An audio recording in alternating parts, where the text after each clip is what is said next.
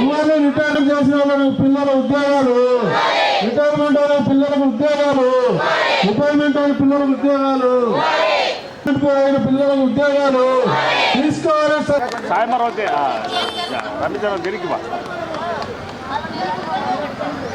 దండ వేసుకో లేమా. తర్వాత నారాయణి మన మున్సిపల్ యూనియన్ జిల్లా కార్యదర్శి విజయభాస్కర్ నాలో వేసి ప్రారంభించాల్సిందిగా కోరుతాను. ప్రధాన కార్యదర్శి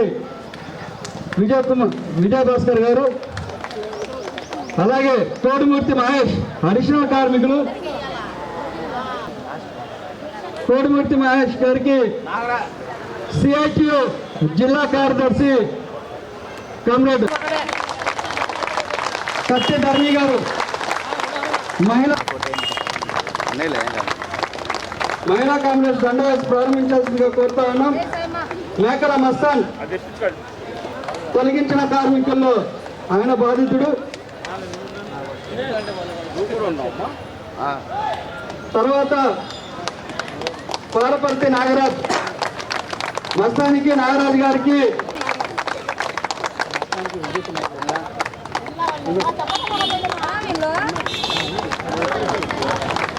అలాగే కందికత్తి రమేష్ గారు వేదిక మీదకి రావాలి.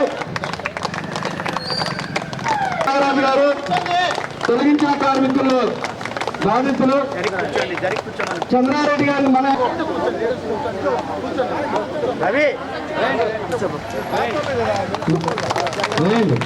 ఈయనకి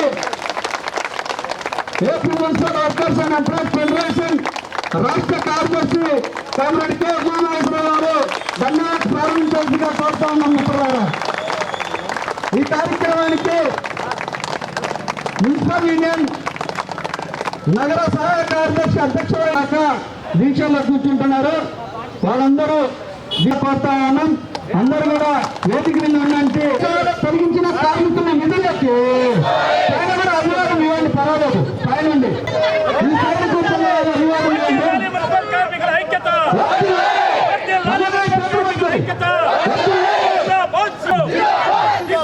తొలగించిన వారందరినీ వెంటనే విధుల్లోకి, తొలగించిన 7 వెంటనే విధుల్లోకి నశించాలి. నగర పాలక వర్గ నిరంకుశత్వం, అక్రమంగా తొలగించిన 7 అక్రమంగా తొలగించిన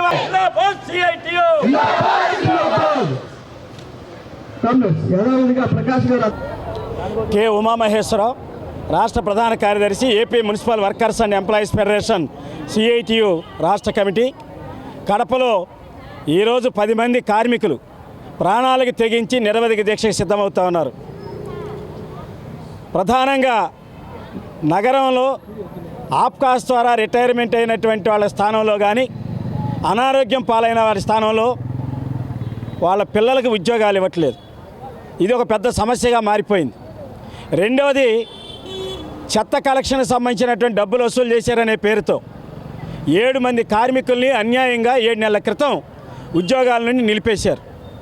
చెత్త కలెక్షన్ చేయించడానికి డబ్బులు వసూలు చేయించినటువంటి వార్డు సెక్రటరీలు 2 ఈరోజు డ్యూటీలు చేయిస్తున్నారు.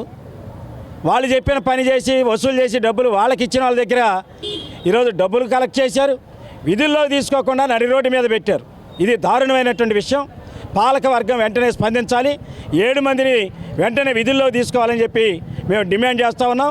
ఈ 7 మందిని విధుల్లో తీసుకోకుండా, చనిపోయినా లేకపోతే రిటైర్ అయినటువంటి వాళ్ళ స్థానంలో పిల్లలకు ఉద్యోగాలు ఇవ్వకుండా ఈ కాలయాపన చేస్తే మాత్రం కార్మికులు ఈరోజు ప్రాణాలకు తెగించి ఇక్కడ సిద్ధమయ్యారు. వీళ్ళకి మద్దతుగా ఇక్కడ కడపలో కానీ ఏ చిన్న ఘటన జరిగినా, మా కార్మికులకి ఏదైనా అన్యాయం జరిగితే రాష్ట్రం అంతా దావానలా తయారవుద్ది. దీన్ని గుర్తించి పాలక వర్గం మేల్కోవాలని చెప్పేసి డిమాండ్ చేస్తూ ఉన్నాం. రాష్ట్ర ప్రభుత్వం కూడా ఈరోజు కార్మికులను పెద్ద సంఖ్యలో 6,000, 7,000 మందిని రిటైర్మెంట్ చేశారు. నయా పైసా డబ్బులు ఇవ్వట్లా. 30 ఏళ్ళు 40 ఏళ్ళు మురిక్కోపాల్లో పనిచేసినటువంటి వాళ్ళకి, పారిశుద్ధ్య పనిచేసిన వాళ్ళకి, ఇంజనీరింగ్ పనిచేసిన వాళ్ళకి, వాళ్ళ పిల్లలకు ఉద్యోగాలు ఇవ్వడానికి ఈ ప్రభుత్వానికి ఏంటి ఇబ్బంది అని మేము అడుగుతూ ఉన్నాం. దొడ్డిదారిన మీ మనుషుల పేరుతో అడ్డగోలుగా లంచాలు తీసుకొని పోస్టులు వేసుకోవడానికి మీరు సిద్ధమవుతూ ఉన్నారు. ఇటువంటి జరిగితే మాత్రం సహించేది లేదు. ఈరోజు కొన్ని చోట్ల మేము పోరాడితే 300, 450 రూపాయలు ఇచ్చి డైలీ వేజ్ అంటున్నారు.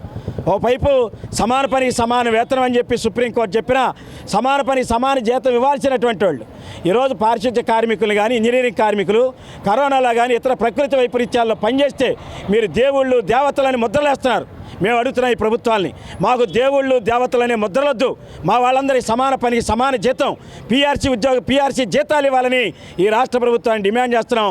ఈ సమస్యల మీద ఇక్కడ కడపలో జరుగుతున్నటువంటి ఉద్యమంతో పాటు 24వ తారీఖు చెలో విజయవాడ కార్యక్రమం నిర్వహిస్తూ ఉన్నాం.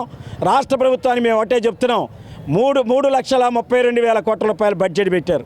మున్సిపాలిటీల అభివృద్ధి అన్నారు, స్మార్ట్ సిటీలు అన్నారు, అందమైన పట్టణాలు అన్నారు, రకరకాల పేర్లు పెడుతున్నారు. కానీ ఈ పట్టణాల అభివృద్ధికి ఇవ్వాల్సినటువంటి డబ్బుల్లో ఈరోజు 1,500 కోట్ల రూపాయలు తక్కువ కేటాయించారు పోయినసారి కంటే. 15,000 కోట్లు తగ్గించి మున్సిపాలిటీలు మీరు ఏ రకంగా అభివృద్ధి చేస్తారో చెప్పని చెప్పి అడుగుతా ఉన్నాం. మేము మున్సిపల్ కార్మికులందరికీ ప్రభుత్వ జీతాలు చెల్లించాలన్నాం. ఈరోజు కేంద్ర ప్రభుత్వం ఇవ్వాల్సినటువంటి వాటాలు తగ్గిపోతున్నాయి. పట్టణాలకు ఇవ్వాల్సిన నగరాలకు ఇవ్వాల్సినటువంటి వాటాలని మోడీ ప్రభుత్వం కోతపెట్టింది. ఉద్యోగులు కార్మికుల మెడ మీద లేబర్ కోడ్స్ తెచ్చిపెట్టింది.